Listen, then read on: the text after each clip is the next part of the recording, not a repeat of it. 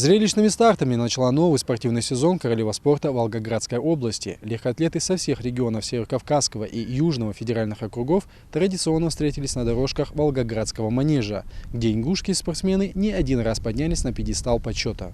Соревнования по легкой атлетике являются самыми массовыми в спортивной среде. И то, что сборная Ингушетии выиграла призовые места, будучи самой малочисленной, является показателем отличного уровня подготовки спортсменов в нашем регионе.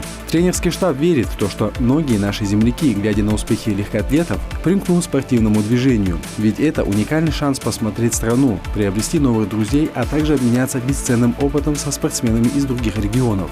3 медали, 1 золотая, 2 бронзовых. С таким результатом наши спортсмены завершили выступление на чемпионате СКФО по легкой атлетике. У нас ребята отобрались 4 человека из 4. Планировали мы вообще 7 человек, но у нас, как правило, ближе к старту проблемы бывают с финансированием. И все по накатанной, как говорится. И мы вынуждены были за свой счет вывести ребят.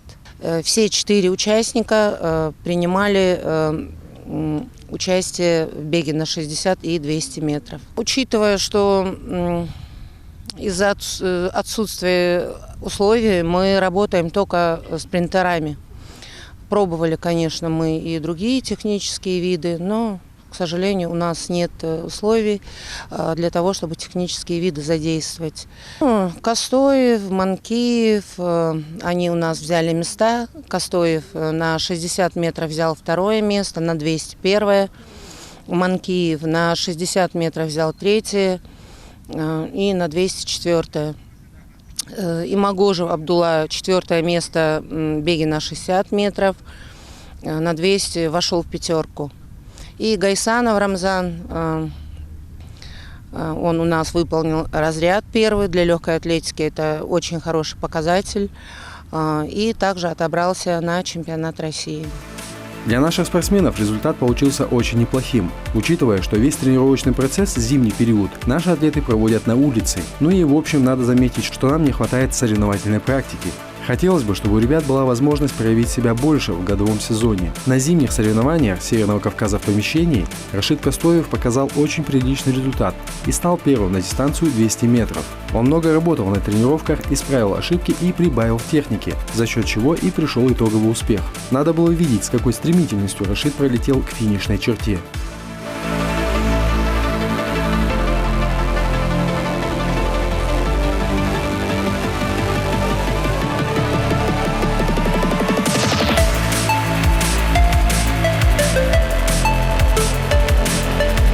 На 60 метров я пробежал 7:20, хотя я мог быстрее пробежать.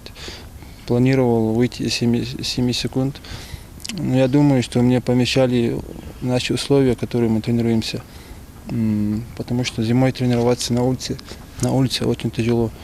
И мышцы быстро остывают, поэтому не получается быстро бежать. Но я думаю, из-за этого не получилось у нас. Даже у всех, я думаю, могу сказать, у всех не получилось показать высокий результат. Да, 1 место я показал на 200 метров. Результат я улучшил по сравнению с прошлым сезоном, хотя мог и быстрее пробежать. Условия, в которых мы тренируемся, отличаются от тех, которые там мы бежали. Там вираж более крутой и манеже. Мы вообще зимой на улице тренируемся, поэтому, я думаю, поэтому не получилось там показать высокий результат. При этом я показал результат 22:87, хотя мог показать еще быстрее. Мы готовимся к чемпионату России, мы должны туда поехать. Я думаю, что нам ничто не помешает туда поехать. Если мы не получим травмы там или не получим поддержку со стороны Минспорта, мы должны туда поехать.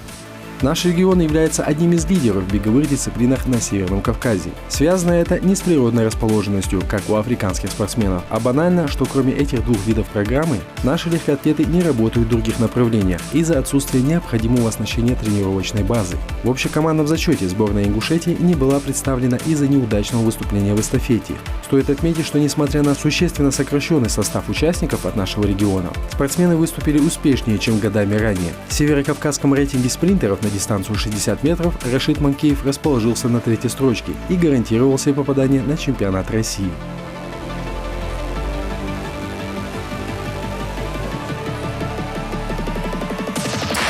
Бежать! Бежать! Бежать! Бежать! Для меня это очередной мой важнейший старт именно на данный момент, ну и на все предыдущие, следующие, так как это единственный отбор на Россию, который я выполнил успешно. Пробежал я неплохо, но мог пробежать, конечно, лучше, потому что подготовка подразумевала хороший результат. Ну, видимо, сказалось и там смена часовых поясов, климата и так далее. Самое главное, отобрался на Россию, сейчас надо работать дальше, чтобы показать лучшие кондиции. Результаты иногда, конечно, оставляют желать лучшего, потому что в большинстве своем сказывается подготовка именно на улице, на морозе, в осенне-зимний период. Очень сильно сказывается именно вот этой тенденции ухудшения, или даже иногда не добираешь такого результата, которого хотелось бы именно из-за этого. А вот наиболее такая положительная динамика наблюдается именно в летний период. В целях у нас выступить, это во-первых, добраться все-таки до чемпионата России, который пройдет в Москве с 23 по 27 февраля. Показать результат, который я показал уже в финале с чемпионата СКФО. И, конечно же, побороться, может быть, попасть в полуфинал, финалы. Это самая главная для меня сейчас цель. На такие крупные турниры люди приезжают с разными целями. Одни бьются за медали, а другие ради соревновательного опыта. Ингушским поклонникам королевы спорта прошедший чемпионат СКФО принес радость по поводу блистательных выступлений наших немногочисленных легкоатлетов, которые в одиночку сражаются на межрегиональной арене и завоевывают медали.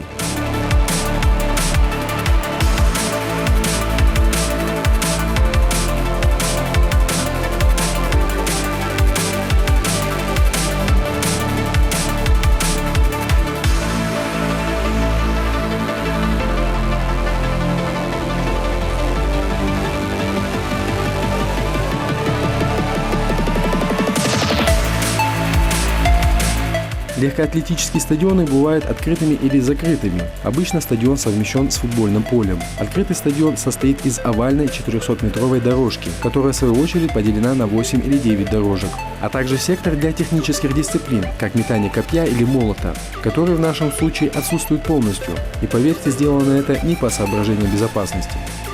Вот сектора, вот мы стоим на одном из секторов. Вот на этом секторе, по идее, должны были быть сектора для ядровиков, для прыгунов в высоту, шестом, прыжковая яма, то есть прыжки в длину, тройной прыжок, очень много видов.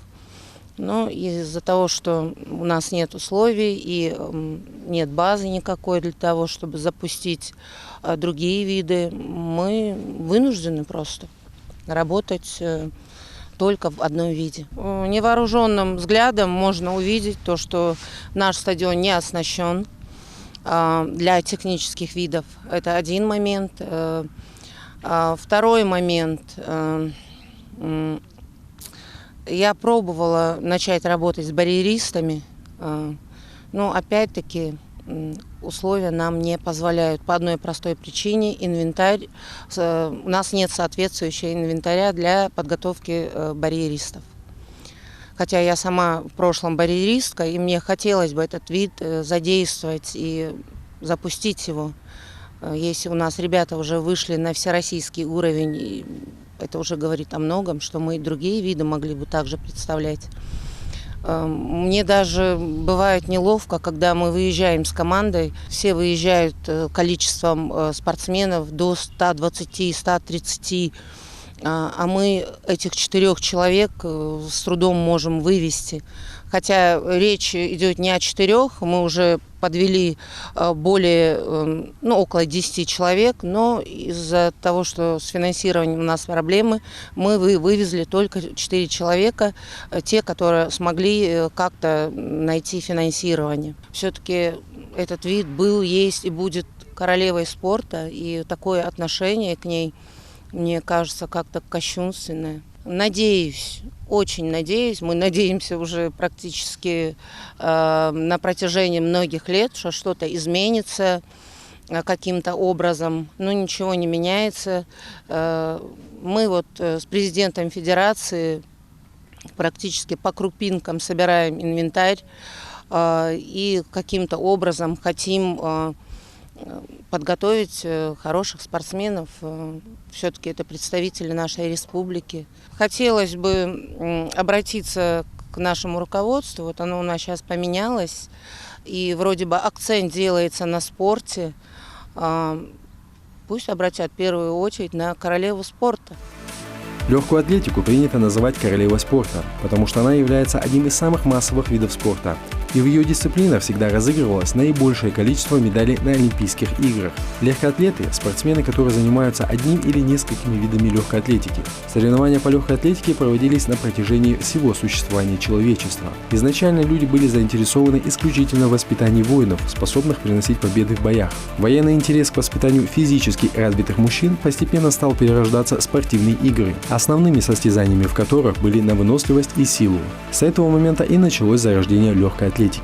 Как это не покажется парадоксальным, но легкая атлетика, старейший вид спорта, на протяжении более чем 100 лет не имела своего чемпионата мира. Еще в конце 19 века всемирные первенства стали проводить велосипедисты и фигуристы, конькобежцы и стрелки. У легкоатлетов же своего чемпионата мира не было, но при этом чемпионы мира были. Сейчас эта позиция Международной ассоциации легкоатлетических федераций кажется весьма странной, ведь вместо того, чтобы всячески развивать легкоатлетический спорт на планете, расширять и разнообразить соревновательный календарь, его старались ограничить лишь 4-летними рамками Олимпийских игр.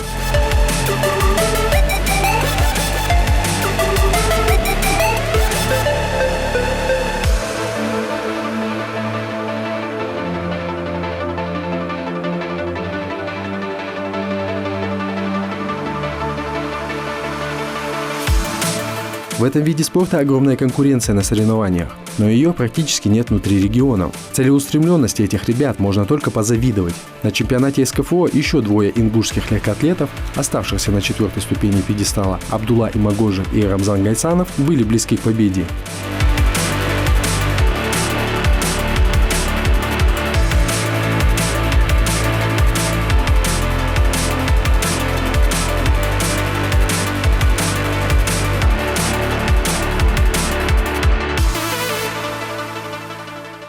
Это я показал только первый разряд, так как мы первый раз выехали на этот старт, и в дальнейшем, надеюсь, покажу еще лучшие результаты, потому что с каждым разом, с каждым стартом спортсмен улучшает результаты. У нас еще, так как нету манежа, мы в этот период занимались на улице, поэтому не было нормальных условий, чтобы разбегиваться. И с каждым годом одна и та же проблема у нас в этот период бывает, потому что нет манежа и негде разбегиваться нормально. Если снег лежит, то приходится уже перебирать свои отрезки, тренировки, менять. Манеж должен быть хотя бы по длине 60 метров. Хотя бы по длине дорожки, чтобы были 3-4 дорожки, 60-100 метров. Даже если не круговой манеж, хотя бы такие прямые, чтобы были. С каждым стартом все улучшают результаты, но мы максимум два раза за сезон выезжаем. Поэтому, например, в этом году 2 раза выехали, в следующем мы еще год должны ждать, чтобы вернуться в это же состояние. И мы опять повторяем свои результаты. Хотелось бы, чтобы хотя бы минимум 5-6 стартов в сезоне были. Мы здесь делали отбор, я отобрался, и мы отобрались 4 человека. Были еще дети, еще 3 мальчика были, которые хотели выехать, но у них с финансированием были проблемы, так как мы поехали туда за свой счет. Мы поехали, потому что мы работаем и смогли оплатить свою поездку. К сожалению, у них не получилось. Я сам занимаюсь легкой атлетикой уже 9 лет, и за эти 9 лет я много куда выезжал. И хотел бы посоветовать всем заняться этим видом спорта, потому что это очень доступный вид спорта. Сюда можете прийти любой желающий и начать заниматься. Занятия легкой атлетикой общедоступны благодаря разнообразию ее видов, огромному количеству легко дозируемых упражнений, которыми можно заниматься повсюду и в любое время года. Основой легкоатлетических упражнений являются естественные и жизненно важные движения человека. Легкая атлетика уникальна тем, что каждый тут сможет что-то выбрать по собственному вкусу и телосложению, а затраты на тренировки по всем видам практически минимальны. Спортивная форма, кроссовки и немного времени для себя. Я хожу уже год. Первые мои соревнования это были тут, среди школ. Потом я поехала в Владикавказ. Здесь я получила первое место в беге по 400 метров. В Владикавказе мне место занять не удалось, но это был мой опыт. Легкая атлетика укрепила мое здоровье. Я начала развивать свою дыхалку. Легкая атлетика – это самый доступный вид спорта для девочек. Бегать может каждый. Выезжать на соревнования – это не обязательно. Можно просто поддерживать свою форму и оздоравливаться. Лично я хочу выступать на соревнованиях, продолжать даже тренироваться тут, оздоравливать свое здоровье, каждым днем улучшать свой результат. Я хочу пригласить всех девочек в нашу команду и вести здоровый образ жизни.